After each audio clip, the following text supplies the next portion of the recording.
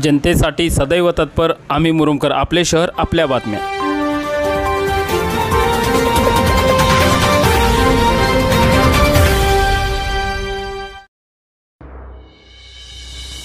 नुकतेच काँग्रेसला रामराम करून जय श्रीराम म्हणत भाजप प्रवेश करणारे श्री बसवराज पाटील यांचे भाजप पक्ष प्रवेशानंतर आज पहिल्यांदा मुरुम शहरात आगमन होत असल्याने सोलापूर येथून निघाल्यापासून ते मुरुम येथे पोहोचेपर्यंत वेगवेगळ्या ठिकाणी अनेक समर्थक, कार्यकर्ते तसेच भाजप पक्ष पदाधिकारी यांच्या माध्यमातून सत्कार सोहळे करण्यात आले।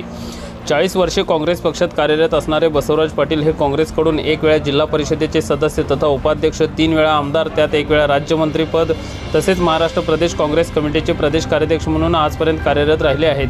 मुंबई येथील भाजप प्रदेश कार्यालयात पाटील यांनी दिनांक 27 फेब्रुवारी रोजी अनेक वर्षांची असणारी हाताची साथ सोडत कमळ हाती घेत भाजप पक्ष प्रवेश केल्यानंतर प्रथमतःच दिनांक 1 मार्च रोजी रात्री 10:30च्या सुमारास मुरुम शहरात दाखल झाले।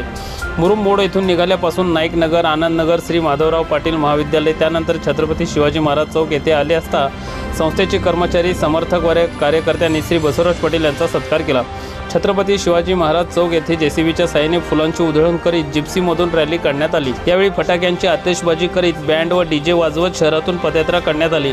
पदयात्रा जिल्हा परिषद शाळेजवळ आली असता मुस्लिम समाज बांधवांनी भला मोठा पुष्पहार घालून जेसीबीतून फुलांची उधळण करीत बसवराज पाटील यांना भाजप पक्ष प्रवेशाच्या शुभेच्छा देत आनंद व्यक्त केला।